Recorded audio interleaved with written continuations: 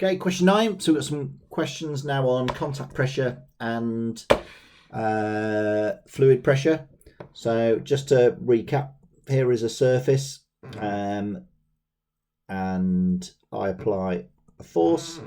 The pressure equals whatever that force is divided by an area. So imagine that's your head and I've got a choice. I can step on it with a nice flat shoe, or I can step on your face with a stiletto heel. You're going to pick that because it's got more area to spread the force. Be careful not to say more area to spread the pressure, because we can see we're spreading the force over the area.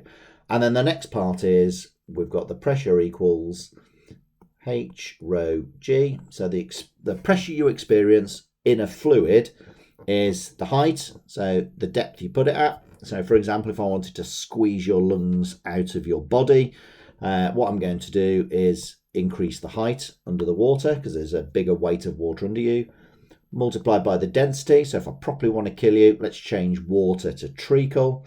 And the next part is, and it's also the force of gravity that's acting on you. So again, let's not do it on Earth, let's do it on Saturn. So the best way that I can squeeze your lungs out through your nostrils is put you very deep in a huge sea of treacle on Saturn. But we've got those there. So I'm just going to get those formulas ready for forces. So PFA and pressure H rho G. So it says the force on the top of the block is that. Yep, perfect, is what I want. This pressure's in pascals already. The pressure's out, calculate the area. So I need this one here.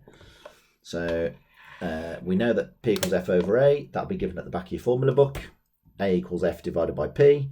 41,000 divided by 66,000 equals 0.621. And I'll get around that to 0.62. Next part. Now we've got something on the fluid pressure. So it tells us the density of water is 1,000 kilograms per meters cubed. Just going to now see, yep, we've got kilograms there, so I'm pretty happy with that. That's matching up. Calculate the distance h between the top of the block and the surface of the area. Let's use an equation. So now we've got this. P equals H rho G. Let's sit that P on top. H rho G, so that's my density. And what is it we want? Calculate the distance h. So h equals P over rho G. So here we go. So rearrange the formula that you'll find in the back of your book. Fluid pressure is your height under the fluid, or your distance under the fluid, times the density times gravity. They're sat there, so 1,010. The pressure, we're going to have to go and find from the last question, which was over here. And it told us that the pressure was 66,000 pascals. So put that into the calculator. 66,000 divided by 1,000 times 10 is 6.6 meters. Done. Explain why there is an upthrust produced by the water on the block. So the basic idea here is the bottom of the block is deeper, so it's got a greater pressure than the top. So imagine here's some water. Here is a block. I'm going to use a cube. Well, I'm going to have all the forces are normal to the surface. So, but if I go with that, we can see that the pressure on this is H rho G. The pressure up is H rho G. The rho's gone a bit wonky. And the density is the same in each of the places. Gravity is the same in each of those. So you know that, but you can see here, this is more under the water. There's a bigger height of water. And that is why there is a net resultant force upwards. And we call this upthrust. So the bottom of the block is deeper, so it's got greater pressure than the top. We know that the force equals pressure times area. So if the pressure is greater, the force on the bottom must be greater. And therefore we've got a resultant force upwards. So this is saying I've got a force down, I've got a force up. Take those away, I end up with an upthrust going up. This question's brutal. I spent ages typing this out. This is a tough question. The crane raises the block until it's high enough out of the water to be loaded onto the lorry. It says the block moves at a constant speed, and we can show that. We can see that here as it's coming out. Even though the lifting force in the cable changes. Describe what's going on. So I'm going to come all the way back here. I'm going to get rid of all of my doodles here. And what it's saying is we're lifting this up. So as it's moving through this bit, upthrust is going to be acting on it. As the block starts to come out of the water, less and less of the block's going to be in the water. So we're now going to see that we're going to have less and less upthrust. So this upthrust is going to be less. So this crane's going to need a larger force to pull it out of the water. Once all of the block is out of the water, we should have a constant force, which is just the weight of the block. So hopefully that makes sense. In the water, this is going to have a lower weight. As it comes out of the water, the weight's going to increase and increase and increase until we get to the weight of the block. Upthrust is going to be a factor in reducing the overall weight of the block, which is why it's easier for you to bob along in water. You have less weight in water than you do on the floor. So now we've got to explain it.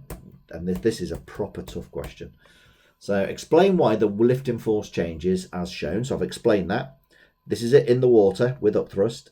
Here's the block emerging from the water. So more and more of the block now is in the air and less is in the water. And then here is it fully dangling in the air.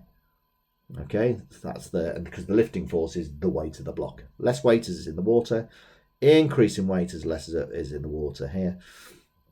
And then it says include calculations in your answers. So we're going to do some nice, I'm not going to do some of the complicated ones in the mark scheme. I'm going to focus on what are the easy gains that I could have had there. So here we go. So between 0 and 120 seconds here, the block is in the water. A lower lifting force is needed. We can see we need less force here than here. Why? Because it's got less weight due to upthrust. Lovely. On to the next part. We can now calculate that upthrust. It's whatever the weight of the block is in air, take away the force needed as it was in the water. This difference here is the upthrust. I've done a calculation. So 17, take away 10.2. I now know the upthrust was 6.8 kilonewtons. Perfect. I can also work out the lifting speed. Well, it's distance divided by time. We had to move it 6.6 meters. We calculated that. Divided by 120 seconds. I've now worked out that lifting speed as well, just using my simple shoot Donald Trump. So I've got two nice easy calculations there, and I've pretty much guaranteed my 6 now. I've explained that part, and I've got two calculations in. Now let's do the next part. Between 120 and 140, the block is emerging out of the water. Less and less block is in the water over time. It's at a constant speed. I can see that due to there being a linear relationship, and it told me that there. The lifting force increases as upthrust decreases. And I'm not going to do a calculation on that.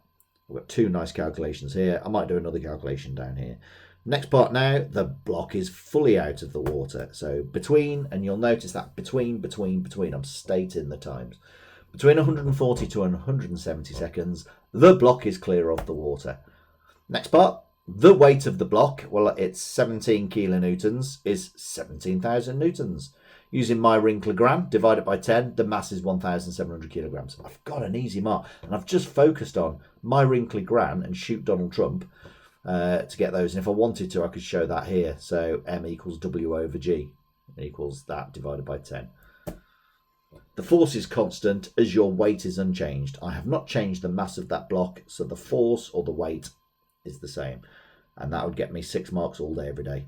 You'll see in the mark scheme there are other ways you could have done some more complicated calculations, but you get no more extra benefit. And that's that question done. That's a tough question.